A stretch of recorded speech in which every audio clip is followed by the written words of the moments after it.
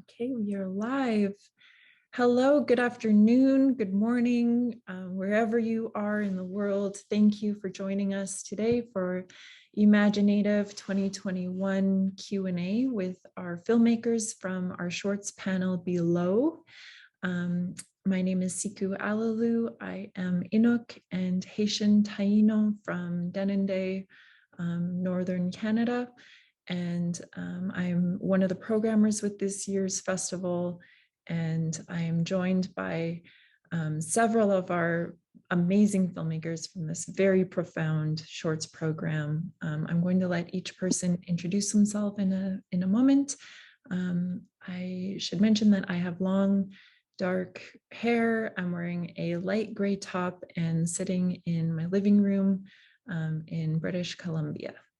So maybe we'll go around. Chris, would you mind starting us off? Okay. My name is Christopher Gilbert Grant. I am from Pabineau First Nation, New Brunswick, Canada, and I am a Mi'kmaq filmmaker and artist. And I am sitting in my kitchen right now with a painting behind me by Roger Simon, and I am currently drawing in a sketchbook while I do this. Thank you. I'll just pass it around. Please jump in as you feel.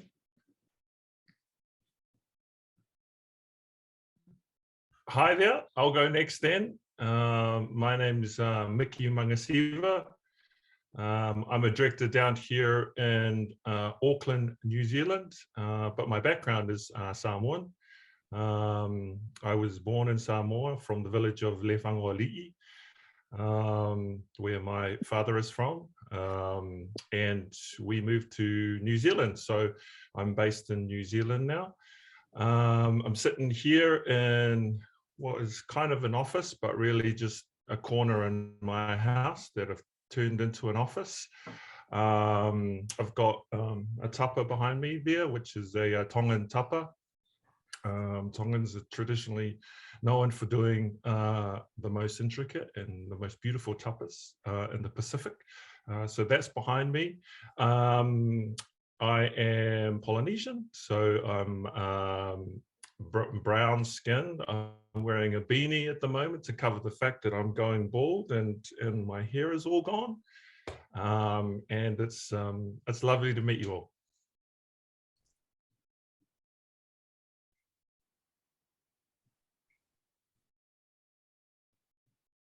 Okay, I'll go next then.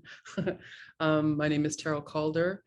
I am living in Toronto right now. I'm Métis, originally from Fort Frances, Ontario.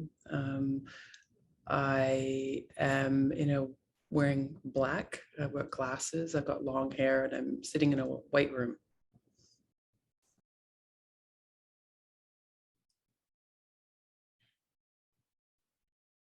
Oh, we can't hear you. Okay. Hi, my name is Zacharias Kunuk. I live in the Canadian Arctic in Nunavut, in the community Igloolik, population almost like 2,000 people. Right now, it's October 23. There's snow on the ground, but the ice is not coming. People are still boating. I mean, we're having this kind of weird weather up here, but days are getting shorter and shorter. So that's where I am. Thank you to each of you for being with us. I want to let the audience know that you are more than welcome to be part of the conversation. If you have any questions that you would like us to ask the filmmakers, please put it in the chat. And until then, I will roll with some of my own questions. I should start this by saying this shorts program we put together is about embracing the medicine power held within both the land and dark corners of self, as well as the spirit world. These shorts from all over the Indigenous world show the courage, grounding and strength found within hidden places. So I am really excited to ask you first off the bat, if you can talk about why you were drawn to make the film that you did, and also a bit about these dark and powerful themes that you bring to life on the screen. Maybe we'll go in the same order that we did the intros, just to keep it simple. Okay. So, sorry, what was the question again? It's about why you were drawn to make the film that you did, and if you feel comfortable or interested, if you can also comment on those kind of dark and powerful themes that you bring to life through your film. Well, I was inspired to do my film Tussle because I live day by day with schizoaffective disorder. So that's schizophrenia and bipolar. But in Mi'kmaq, it's actually known as the test of the spirits, because schizophrenia is seen as a westernized version of like what's going on. And so I've had to find different medicines other than like prescription medications to help me through it, because they help, but there's more that you can gain from like introspection. And so a lot of the time I've spent a lot of time introspecting and in very dark corners of like my soul and my whole everything.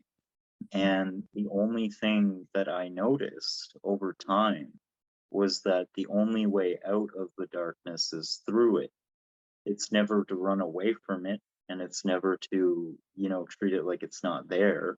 You have to embrace your own, like, I guess, dark equal, and you have to be able to hug it and tell it, like, look, I see you. I understand you're there. It's okay. I need you and I to work together so that we can both be happy and both survive and be able to like live in this world with other people.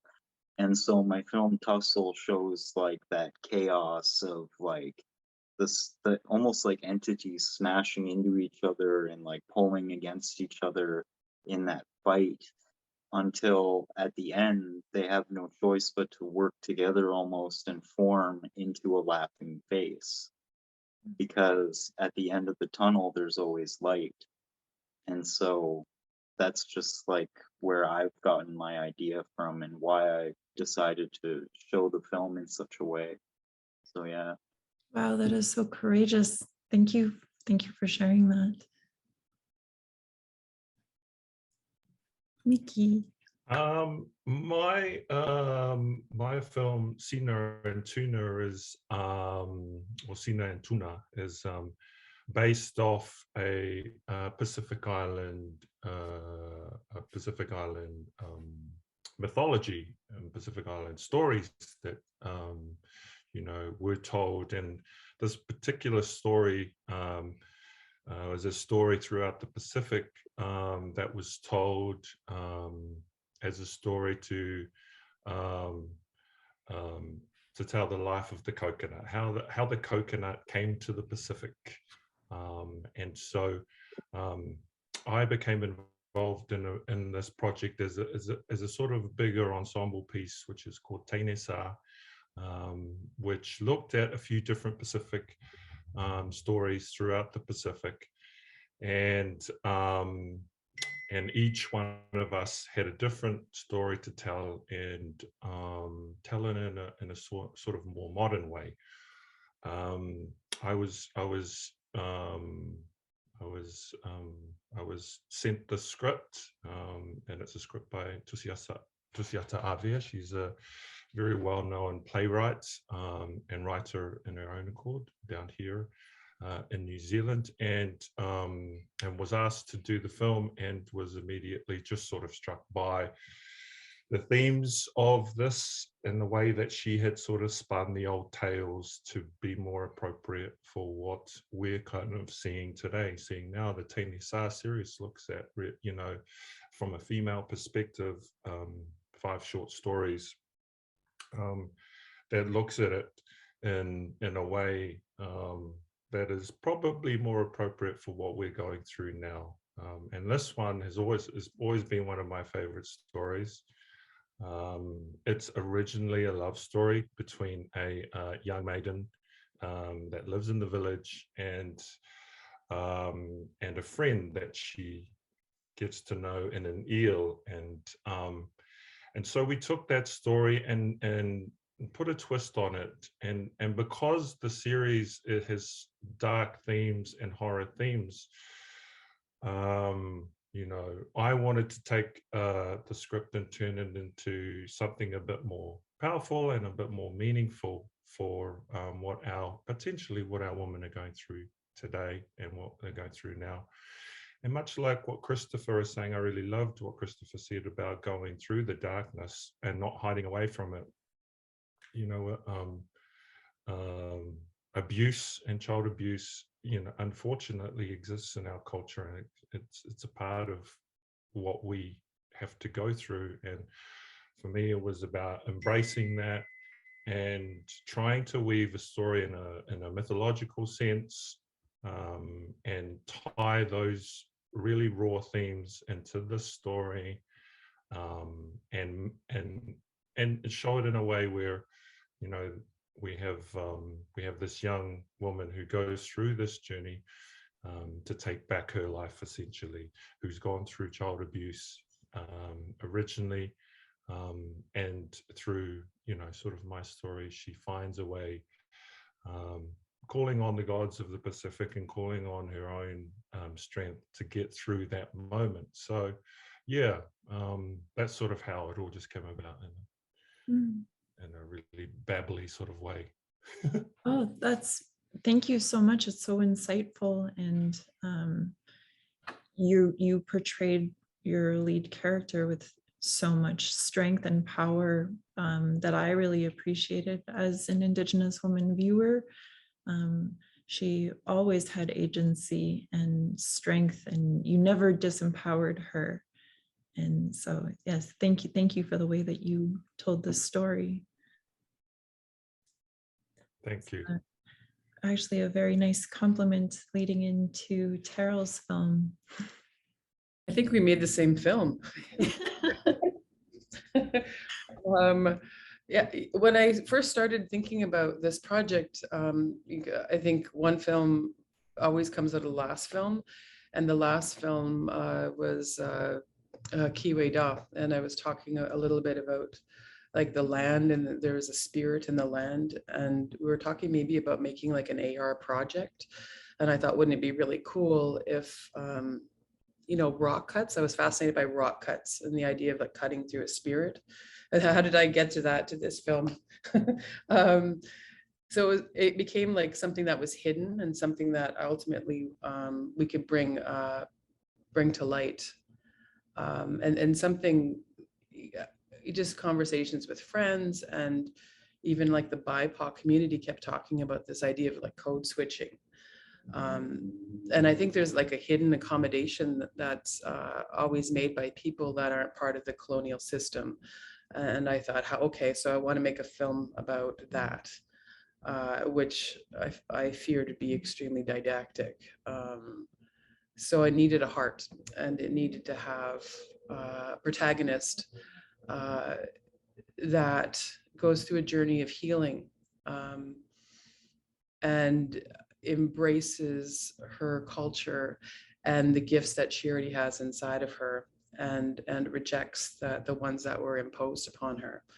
And it ultimately is supposed to bring the viewer through that experience. And the film that we released is the single channel film, so there's nothing that's hidden. Next year we're releasing the augmented reality version, when the Nokomis's teachings will be found through technology if you choose to hear or listen to her. And so the film exists without those teachings as a really different film. This film is the sum of all of my parts, like as a storyteller, as the stories that I want to tell. The way that I put it together was the most challenging script I ever wrote, or even the process was was challenging. The subject matter is challenging. But at the end, it was really a story that I made with complete love, because I guess I knew how it was going to end. Yeah, so and Manith was made. Wow, that's so inspiring and exciting, that you made it with all these different versions and layers. And also, it's amazing to be able to have this film also speak in dialogue with Chris's film with Tussle, and have this diversity of perspectives and wisdom from different genders.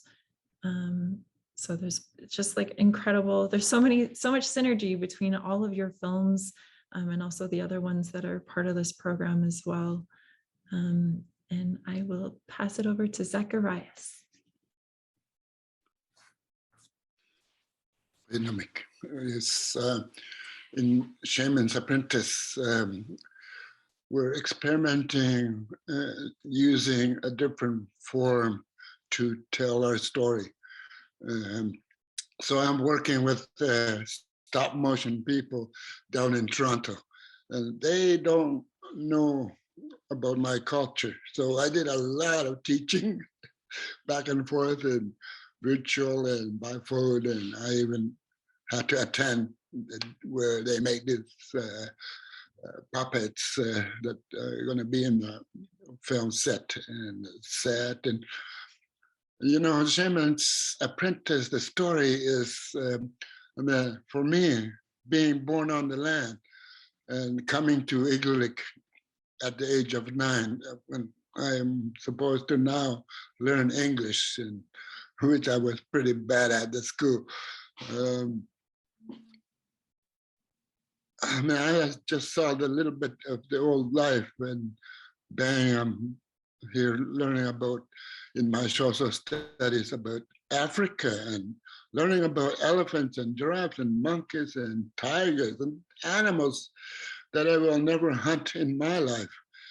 So growing up, my parents were very Anglican, because up in the Arctic, the two businesses that try to gather Inuit into their congregations, which are the Anglicans, were moving up through northern Quebec, up through Baffin Island, and the Baffin Island territory is an Anglican territory. So my parents were caught in that.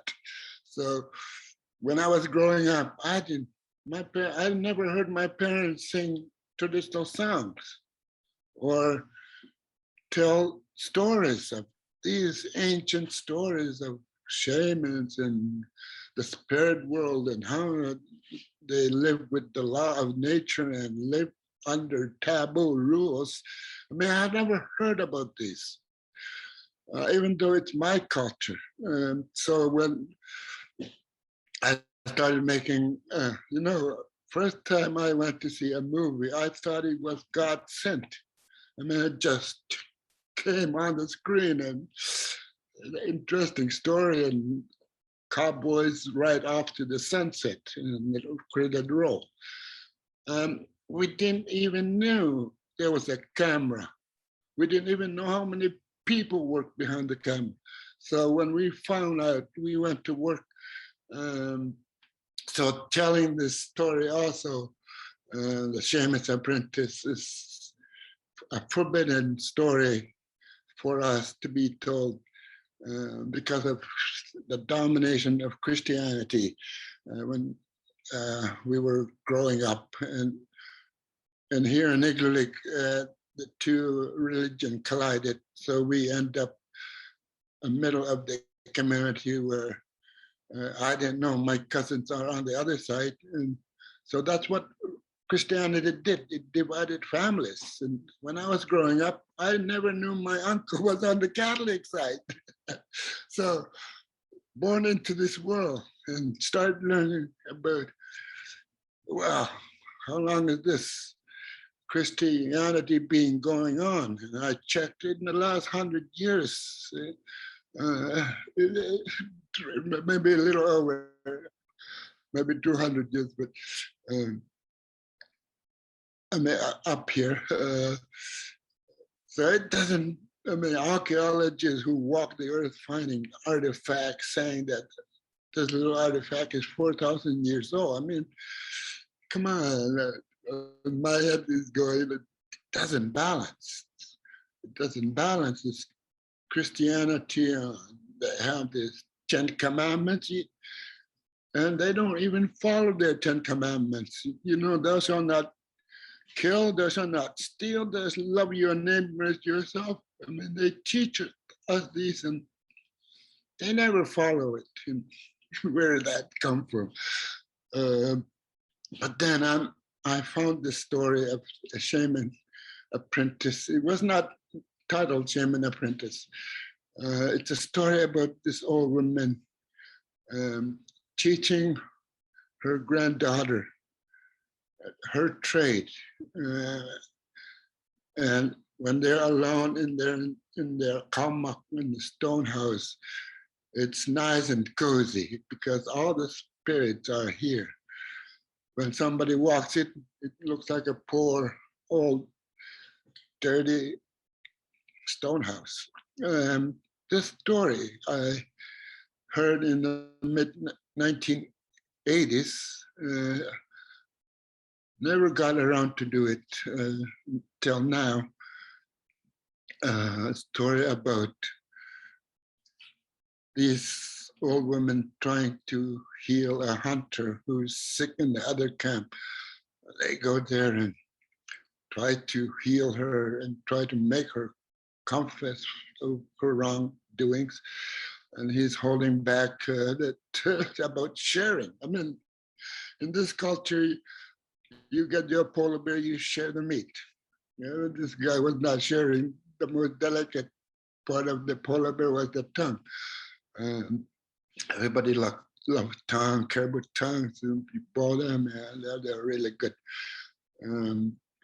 So yeah, broken this taboo, and he was ashamed about it, and that was making him sick. So the story of going to the underworld in Inuktitut before Europeans ever landed on the side of the earth. They're in their own world. I mean, they're in the shaman world. And the guys I'm working with in Toronto, the guys who built sets and costumes, because I was very fussy about costume, because I wanted this costume to be in my region, the Amito dialect region clothing.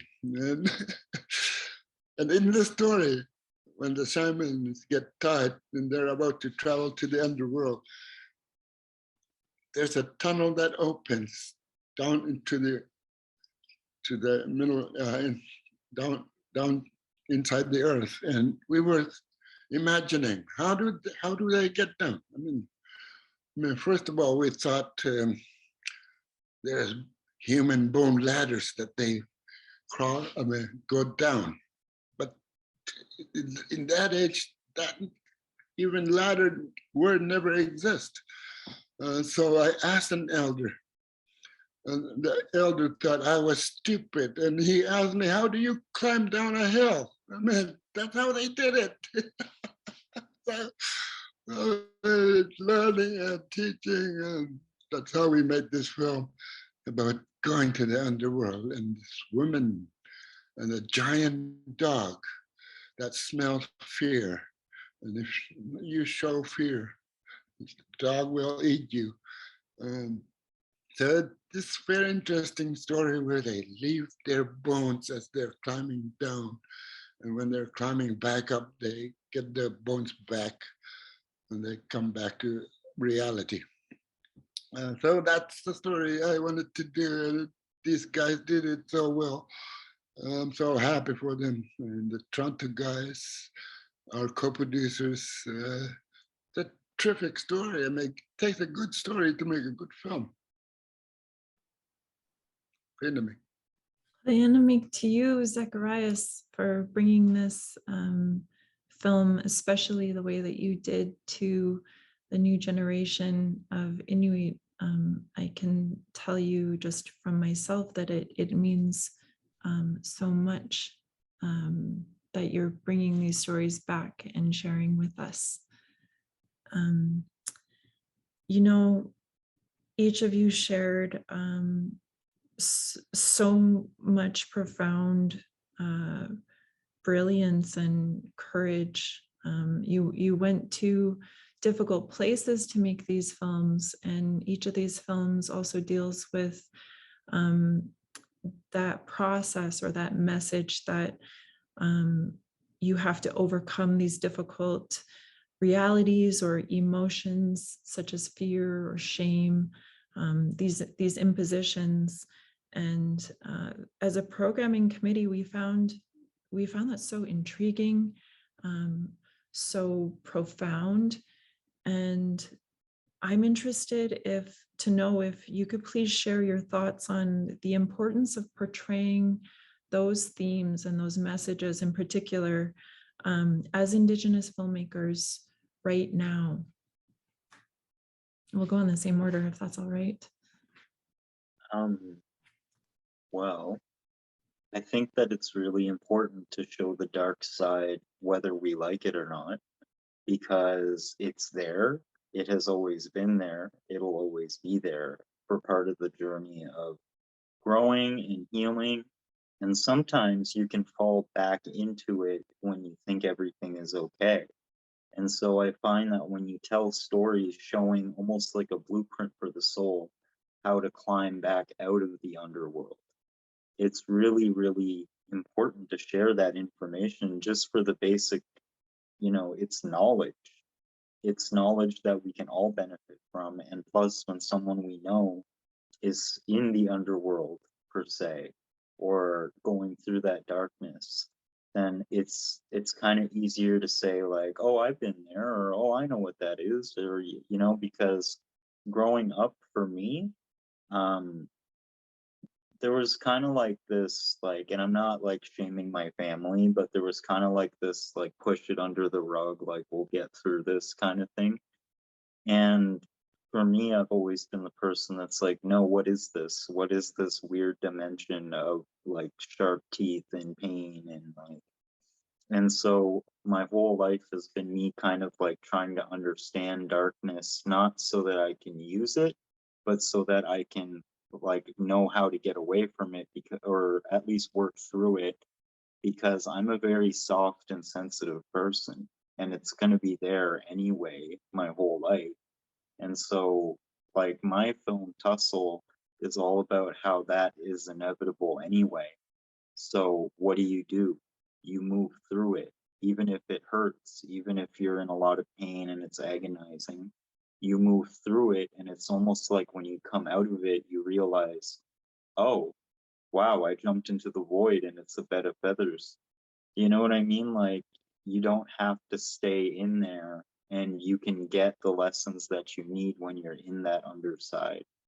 And so that's why I think it's very important to tell these stories, just because it's going to be there anyway.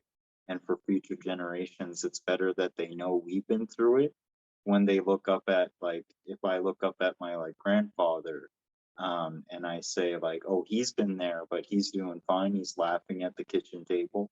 Like, it helps know that you can go to that location and come back and still laugh and be okay, you know?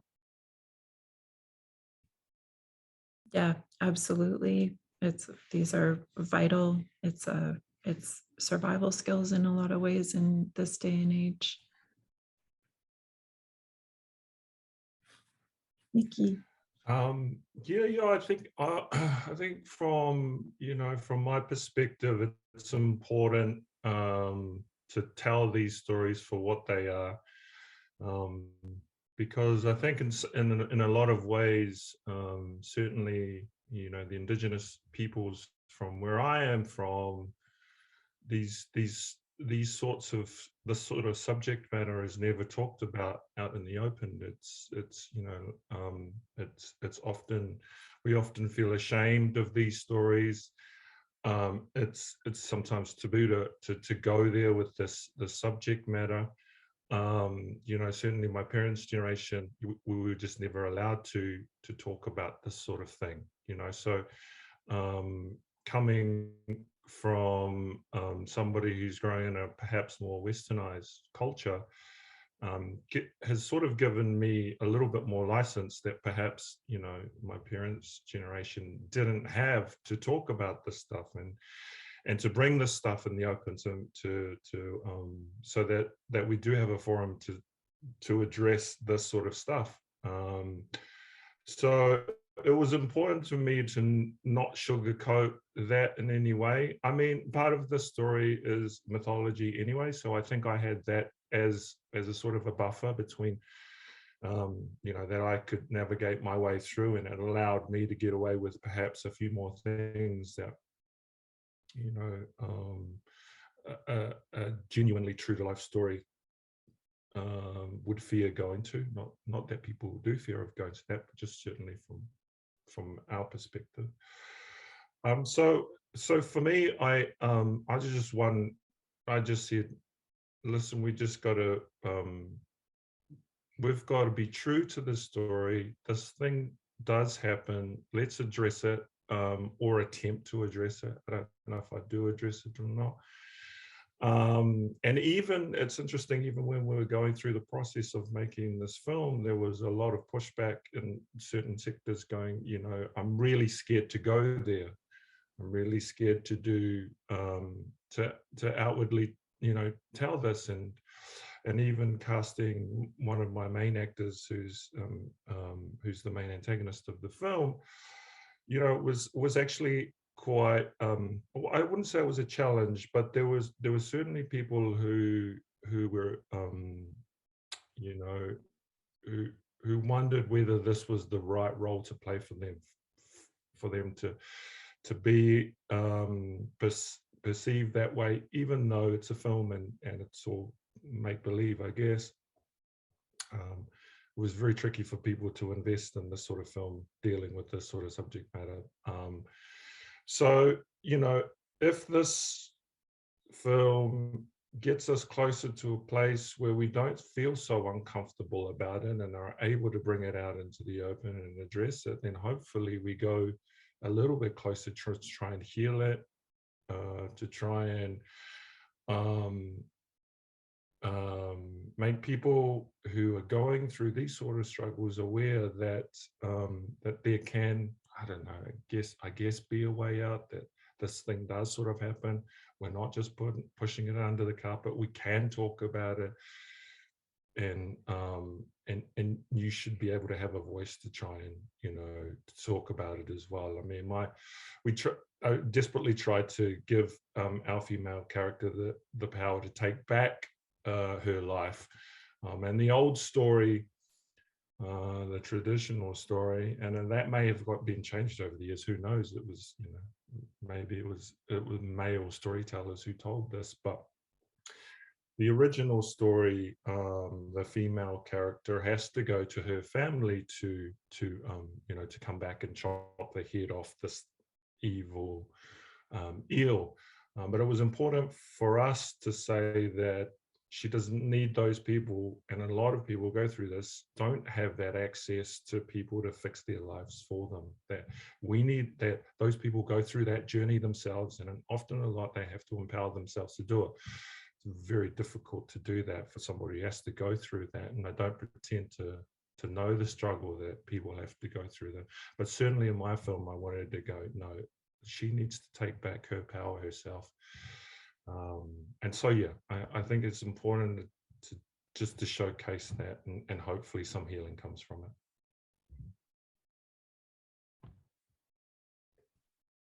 Some healing came from everything you just shared right now, I can tell you. Yeah, and absolutely from watching this film. Terrell, I'll let you go on.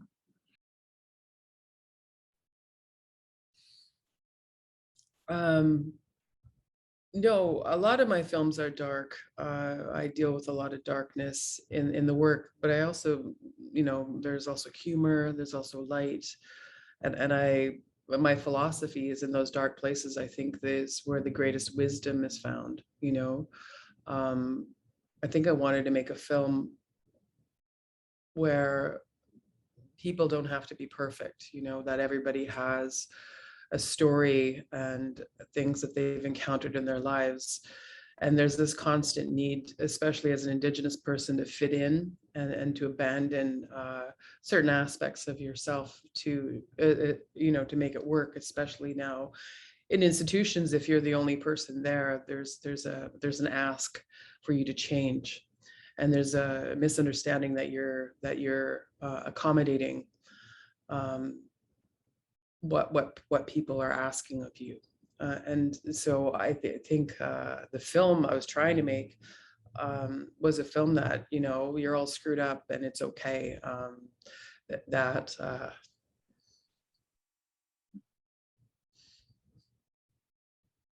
your life matters. And you can find the light. So like my heart is in this piece, and I think you feel it. I think that I've never cried before. This is new. And you know what? It's okay too, because I think that, like I said, I was once told that tears are gifts, that our pain is a gift, being vulnerable is a gift. And I think it's true. And so I think the film is a whole measure, or it's a whole exercise in vulnerability, through the eyes of a baby that learns how to just be herself, and to acknowledge that she was never broken, and that she didn't need to change ever. And it's all okay, and it's all going to be okay.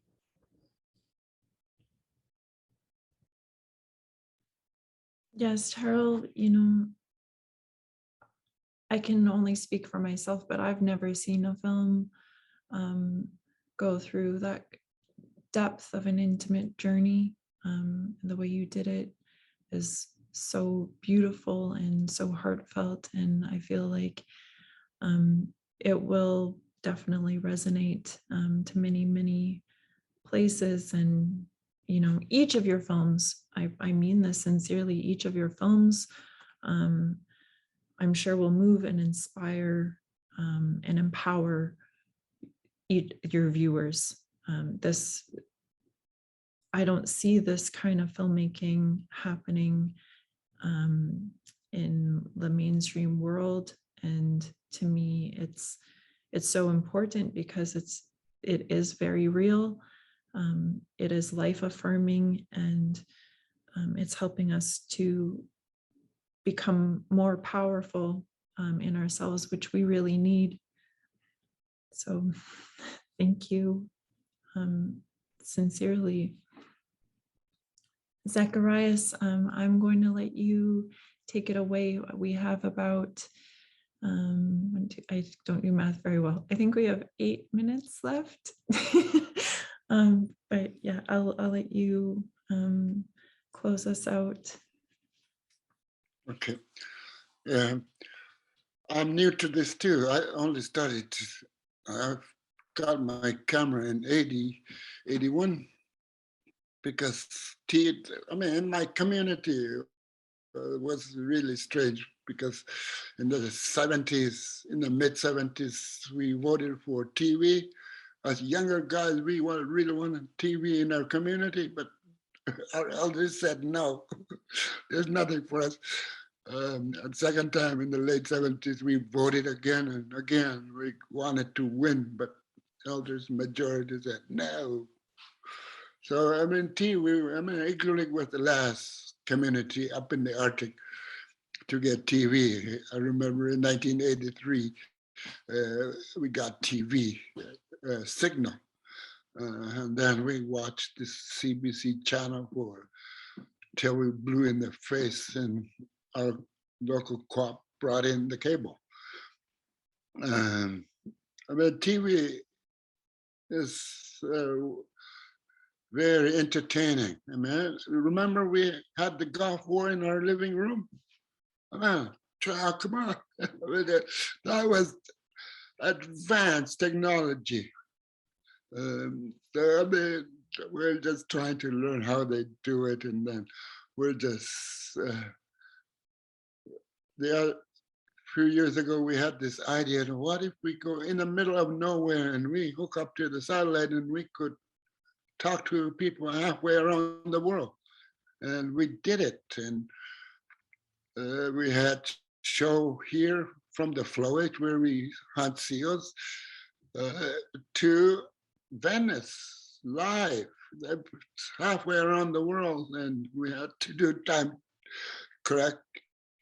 It's early in the morning here and early in the evening there, and so we work this out, and it can be done. So we're storytellers, and the way we still tell these stories, like the Shaman's Apprentice, like Atanabjot. Atanabjot was an international story that we wanted to bring in because we knew that Nunavut was going to be carved out of NWT. We were going to have our own land. So we went to work, and we want to come out with this film, Atanabjot, the guy who ran naked out there on the ice. But man, I guess we were way ahead of our leagues. And when we ran into a brick wall, that this film financing world was not made for us. It was made for the French and the English, who are the two dominant language in this country. And when we ran into the brick wall, we found ourselves on the other category along with the immigrants. And in that envelope, there was not enough money to make a film. So those were the angry times. Good thing that was 20 years ago. That's way past. But we worked our way trying to tell our story using this medium, using platforms. So today we have our own TV channel, but it's still not perfect. In the long run, it will become perfect. Yeah, there's so many stories out there. Let me tell you, I wanted to make this film because in my culture, a long time ago, they used to have arranged marriages. I wanted to tell the story about arranged marriage, of how children were born already arranged to be married. In that world, I wanted to tell the story of how, imagine you're growing up and you know who you're going to marry one day. You're now 16 years old, you still know who you're going to marry. And that kind of film a long time ago in the Inuit world where the death always happens, and the girl's father dies and the woman is taken away to another community, and she follows her mother and the boys goes after her. I mean, imagine me telling that story to a movie. I mean, it can be done. So I'm very excited. Got to be a good story. It has to be a good story to be a good movie. That's all I can say. Thank you. We only have a few minutes left. I just wanted to maybe ask quickly if there's any final words anyone would like to share. You have the opportunity.